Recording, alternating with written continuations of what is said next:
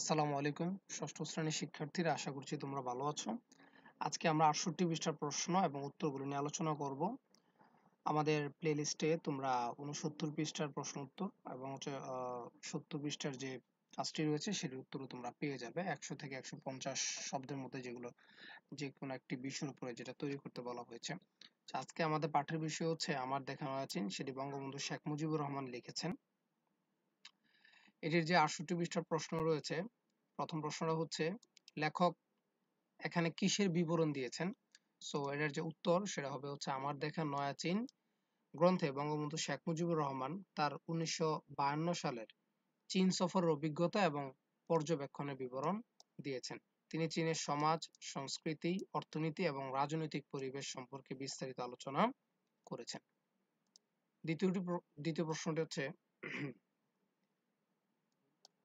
বিবরণটি কোন সময়ের ও কোন দেশের। এটা একটা সিম্পল কোয়েশ্চেন, জাস্ট এক লাইনে হচ্ছে উত্তর হবে যে বিবরণটি হচ্ছে 1952 সালের।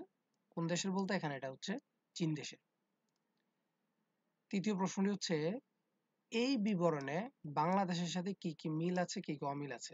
আমরা যে কাজটা করব, এই প্রশ্ন উত্তরটার জন্য দুইটা পার্ট করব। একটা হচ্ছে বাংলাদেশের সাথে চীনের কি কি মিল আছে বিবরণটা অনুযায়ী এবং কি কি অমিল আছে সেটা দেখব।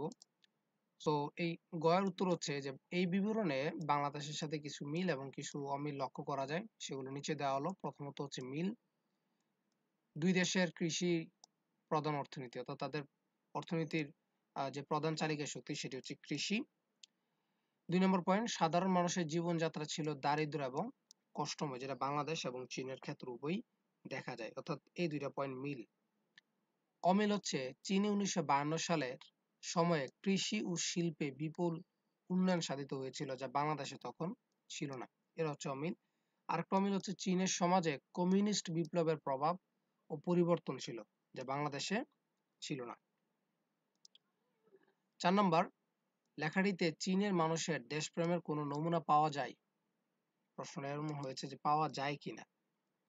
তো মূলত চীনের মানুষের দেশপ্রেমের নমুনা তাদের কঠোর পরিশ্রম ও আত্মত্যাগের মাধ্যমে দেশের উন্নয়নের জন্য কাজ করা, যা বঙ্গবন্ধু শেখ মুজিবুর রহমান তার বিবরণে উল্লেখ করেছেন। অর্থাৎ আমরা এই গল্পটিতে দেখতে পাই যে চীনের মানুষের তার দেশের প্রতি কি রয়েছে, দেশপ্রেম রয়েছে।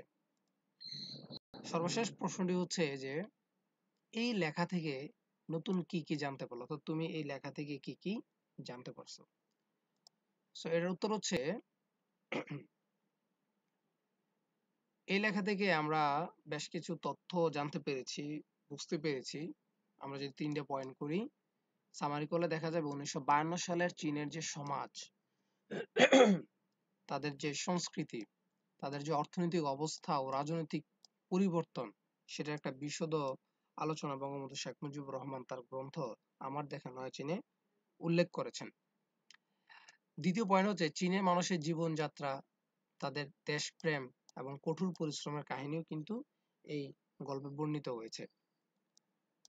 3 নম্বর, কমিউনিস্ট বিপ্লবের ফলে চীনে সামাজিক এবং যে অর্থনৈতিক উন্নয়ন সেটা কিভাবে সাধিত হয়েছে তার কিছুটা বিস্তারিত বঙ্গবন্ধুর এই লেখা আমার দেখা নয়া চীন এই গ্রন্থে পাওয়া যায়। অর্থাৎ আমরা এই বিষয়গুলো এই বঙ্গবন্ধুর এই গল্প থেকে বা লেখনী থেকে আমরা সেগুলো জানতে পারলাম। তোমরা অবশ্যই পরবর্তী ভিডিওগুলো দেখবে। যেহেতু প্রশ্নগুলো খুবই ছোট ছোট, আমরা চেষ্টা করেছি এগুলোকে যতটুকু ছোট কিন্তু ইনফরমেটিভ অর্থাৎ তথ্যবহুল রাখা যায়। সো পরবর্তী ভিডিও দেখার আমন্ত্রণ রইল। অবশ্যই চ্যানেলটিকে এখনই সাবস্ক্রাইব করবে। সো সে পর্যন্ত ভালো থাকো। আল্লাহ হাফেজ।